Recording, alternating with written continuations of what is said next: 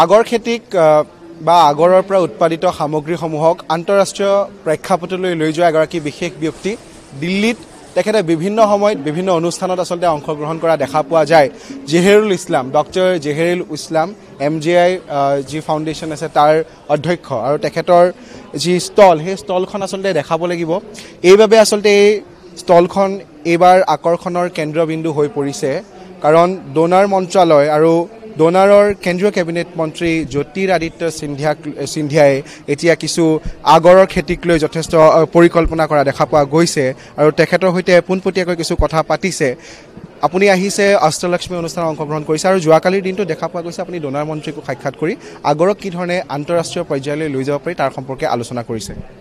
ধন্যবাদ অংকুৰ। মই আমাৰ মাননীয় প্ৰধানমন্ত্ৰী নৰেন্দ্ৰ মোদী ডাঙৰীয়াক মই ধন্যবাদ জ্ঞাপন কৰিছোঁ তেখেতৰ বলিষ্ঠ পদক্ষেপৰ কাৰণে আৰু তেখেতৰ ভাল চিন্তাৰ কাৰণে। আজি আমাৰ নৰ্থ ইষ্টক এটা প্ৰাধান্য দিছে, তেওঁ এটা সুবিধা দিছে। অষ্টলক্ষ্মী বুলি এইটো যিটো হেৰি কৰিছে, তেওঁ যিটো মহোৎসৱ পাতি পেলাই গোটেই নৰ্থ ইষ্টৰ মানুহখিনিক বিদেশৰ বজাৰত বা ভাৰতৰ অন্যান্য বজাৰত উলিয়াই অনাৰ কাৰণে তেওঁ যি মহত্ব প্ৰচেষ্টা হাতত লৈছে তাক আমি শলাগ লৈছোঁ। আৰু তাৰ পাৰ্টিচিপেণ্ট হিচাপে আমিও অসমৰ প্ৰথম উড বেছ পাৰফিউম ফাৰ্ষ্ট আছাম উড বেছ পাৰফিউমক আমি ইয়াত প্ৰদৰ্শন কৰিছোঁ। কেইদিনমান আগত আমি IITF-ত আছিলোঁ, সুন্দৰ প্ৰদৰ্শন কৰি গৈছিলোঁ। আৰু আজি আমি তেখেতৰ ডনাৰ মিনিষ্ট্ৰীৰ আণ্ডাৰত NEHSDCৰ হেৰিত আমন্ত্ৰণ ক্ৰমে আমি ইয়াতো আহিছোঁ আৰু ইয়াত এটা খুব ভাল সমাদৰ পাইছোঁ। আৰু আমাৰ বিশেষকৈ ভাৰতৰ মাননীয় প্ৰধানমন্ত্ৰীয়ে যেতিয়া আমাৰ অসম স্থল ভ্ৰমণ কৰিছিল, তেওঁ আমাৰ ইয়াতে তেওঁ আগৰ উটটো নিজে চাইছিল। মাননীয় প্ৰধানমন্ত্ৰীয়ে আমাৰ মোদী ডাঙৰীয়া আমাৰ আগৰ উটটো নিজে চাইছিল, নিজে হাতত লগাইছিল। আৰু আমাৰ মাননীয় কেন্দ্ৰীয় মন্ত্ৰী সিন্ধিয়া ডাঙৰীয়ায়ো খুব ভাল এটা পজিটিভ এটা হেৰিত আছে। তেখেতৰ লগত যোৱাকালি আমি কথা পাতিছিলোঁ। চিফ মিনিষ্টাৰ কনক্লেভত মই আছিলোঁ, উপস্থিত আছিলোঁ। আৰু তেখেতক মই আমাৰ অসমৰ আৰু ভাৰতৰ এই নৰ্থ ইষ্টৰ আগৰ বিষয়ে যেতিয়া তেখেতক কৈছিলোঁ, তেখেতে খুব পজিটিভ এটা ৰেছপন্স কৰিছে আৰু তেখেতে কৈছে অতি সোনকালে আমাক গোটেই সা সুবিধাখিনি কৰি দিব। বিশেষকৈ আমাৰ অসমৰ যিটো আগৰ আমি অত বছৰে অসমৰ আগৰটো গোটেই বিশ্বৰ বজাৰ দখল কৰি আছে সকলোৱে জানে, কিন্তু অন্য পথেৰে গৈ আছে। আজি আমি এই সুযোগ সুবিধাখিনি আমাৰ থলুৱা খিলঞ্জীয়া মানুহখিনি পোৱা নাছিলোঁ আৰু আমি এই এতিয়া ভাৰত চৰকাৰৰ নেতৃত্বত আৰু স্পেচিয়েলি আমাৰ অসমৰ মাননীয় মুখ্যমন্ত্ৰী ডক্টৰ হিমন্ত বিশ্ব শৰ্মাৰ বলিষ্ঠ পদক্ষেপৰ কাৰণে অসমে আজি মান্যতা পাইছে, অসমে আজি ট্ৰেড চেণ্টাৰ পাইছে।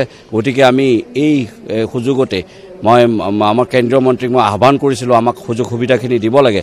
তো তেওঁ কালি নিজেই প্ৰতিশ্ৰুতি দিছে, গোটেই কথাখিনি মই কৈছোঁ আৰু তেখেতে প্ৰতিশ্ৰুতি দিছে যে আমি গোটেই যিখিনি প্ৰব্লেমছ আছে আমি নাইকিয়া কৰিম। কোটাৰ কথা ক'লে, চাইটিছৰ কথা ক'লে, ফৰেষ্টৰ কথা ক'লে, অলৰেডি ফৰেষ্টৰ পৰা সেইটো বস্তুটো উলিয়াই দিছে।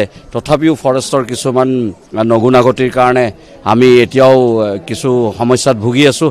গতিকে আমি এই গোটেই কথাখিনি মই তেখেতক কৈছোঁ। তেখেতে কৈছে যে আমি গোটেই হেৰিখিনি প্ৰব্লেমছখিনি দূৰ কৰি পেলাই আমি ইয়াৰ পৰা মুক্ত কৰিম। গতিকে আমি আশাবাদী অসমৰ আগৰে যাতে 50,000 কোটি টকাৰ এটা ব্যৱসায় আমি কৰিব পাৰোঁ। মই কালি তেওঁক কৈছোঁ যে আমি 50,000 কোটি টকাৰ অসমৰ পৰাই গোটেই ব্যৱসায়টো কৰি দিব পাৰিম, অসমৰ পৰাই পাৰফিউম বনাব পাৰিম, অসমৰ পৰাই অন্যান্য ডেৰিভেটিভছ আমি বনাব পাৰিম। আৰু যিহেতু অসম আৰু ভাৰত চৰকাৰে আমাৰ গোলাঘাট ডিষ্ট্ৰিক্টক one district one product agarwood and its derivative ঘোষণা কৰিলেই, গতিকে সেই সুযোগখিনিও আমি ল'ব লাগে। আৰু মই ODOPৰ আমি গোলাঘাটৰ পৰাও ইয়াত আমি এইটো প্ৰদৰ্শন কৰি আছোঁ। গতিকে আমি গোটেই সুযোগ সুবিধাখিনি চৰকাৰে দিছেই, যিহেতু চৰকাৰে বহুত কাম কৰিছে, কেন্দ্ৰীয় চৰকাৰেও কৰিছে, অসম চৰকাৰেও কৰিছে। বাকী যিখিনি সৰু সুৰা প্ৰব্লেমছ আছে সেইখিনি অতি সোনকালে নাইকিয়া হ'ব। আৰু আমি আশা কৰিছোঁ যে অতি সোনকালে আমি এক্সপৰ্ট মাৰ্কেটটোত গোটেই বিশ্বৰ বজাৰটো অসমৰ আগৰে আমি অফিচিয়েলি, এতিয়া আনঅফিচিয়েলি বিশ্বৰ বজাৰ দখল কৰি আছে, গতিকে অফিচিয়েলি আমি বিশ্বৰ বজাৰ দখল কৰিম। মই এটা কথা জানিব বিচাৰিছোঁ, নিশ্চয়কৈ দেশ বিদেশৰ যিসকল লোক আহে, ব্যৱসায়ী আহে, তেওঁলোকৰ সৈতে আপুনি আগৰৰ বিষয়ে আলোচনা কৰে আৰু আগৰ খেতি ইতিমধ্যে বা আগৰে উৎপাদিত সামগ্ৰীসমূহ ইতিমধ্যে আন্তঃৰাষ্ট্ৰীয় পৰ্যায়ত এখন মাৰ্কেট ল'বলৈ সক্ষম হৈছে। নতুন দিল্লীত আপুনি আগৰৰ এখন ইণ্টাৰনেশ্যনেল কিছু এটা আলোচনা চক্ৰ অনুষ্ঠিত কৰা, সেইখিনি কি ধৰণে আগবাঢ়িছে?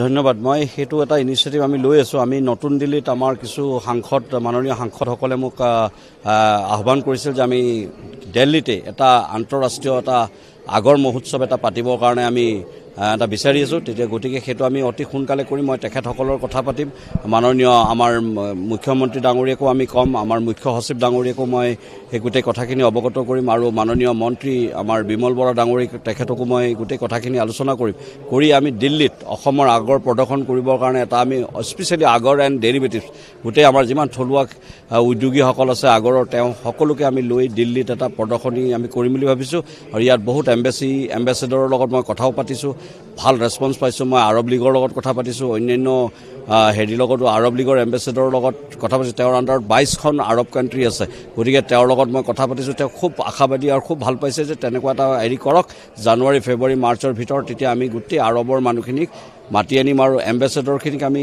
এটা ৰিকুৱেষ্ট কৰিছোঁ যে আপোনালোকে এটলিষ্ট 10জন মানুহকে আমাক বাহিৰৰ পৰা আনি দিয়ক আমি সেইখিনিৰ পৰা আমাৰ মানুহখিনিক যাতে আমি আগৰখিনি আমাৰ মানুহখিনিক লৈ আগৰখিনি দেখুৱাব পাৰোঁ আৰু তেওঁলোকক আমি বেচিব পাৰোঁ গতিকে তেনেকুৱা এটা বহুত ডাঙৰ এটা গুৰুত্ব লৈ আছোঁ আৰু এতিয়া আমাৰ অসম চৰকাৰে এডভান্টেজ অসম পাতি আছে 24-25 ফেব্ৰুৱাৰী সেইটো এটা আমাৰ খুব ভাল এটা পদক্ষেপ আৰু আমি তাত আগৰৰ প্ৰদৰ্শন কৰিব পাৰিম নিশ্চয় আমি আগৰ দেখুৱাব পাৰিম বিশ্বৰ বৰেণ্য ব্যক্তিসকলক আমি আগৰৰ প্ৰডাক্ট আৰু আগৰৰ প্ৰথম অসমীয়া পাৰফিউম ফাৰ্ষ্ট আমি যে অসমতো ইমান ভাল পাৰফিউম বনাব পাৰোঁ আমাৰ এই পাৰফিউমে বহুত সমাদৰ পাইছে দেশ বিদেশৰ সকলোৱে আমাৰ পাৰফিউম আদৰি লৈছে আমাৰ অসমৰ সাঁচিকাঠৰ তেল আদৰি লৈছে কাঠটো আদৰি লৈছে আৰু পাৰফিউমো আদৰি লৈছে গতিকে আমি ইয়াৰ পৰা বহুত সুযোগ সুবিধা পাম বহুত সুযোগ সুবিধা আছে আমি সেইখিনি ল'ব লাগে আৰু আমাৰ মাননীয় মুখ্যমন্ত্ৰী ডক্টৰ হিমন্ত বিশ্ব শৰ্মা ডাঙৰীয়াক মই ইয়াৰ পৰাই আকৌ ৰিকুৱেষ্ট কৰিছোঁ যে আপুনি সকলো সুযোগ সুবিধাখিনি আমাক কৰি দিয়ক ট্ৰেড চেণ্টাৰটো অতি সোনকালে আমাক আৰম্ভ কৰি দিয়ক ইণ্টাৰনেশ্যনেল আগৰো ট্ৰেড চেণ্টাৰ হ'লে আমি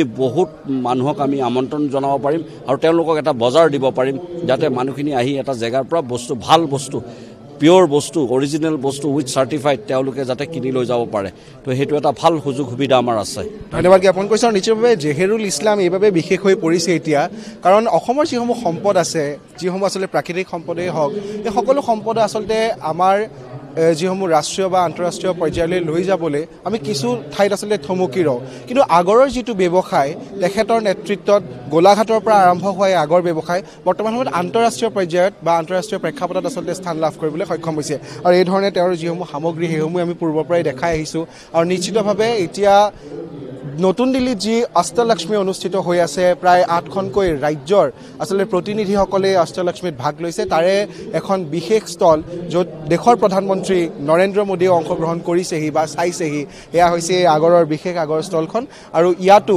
যথেষ্ট দেশ বিদেশৰ যিসকল ব্যৱসায়ীয়ে হওক বা যিসকল আচলতে লোক তেওঁলোকে আচলতে তেওঁলোকৰ পৰা সমাদৰ লাভ কৰিবলৈ সক্ষম হৈছে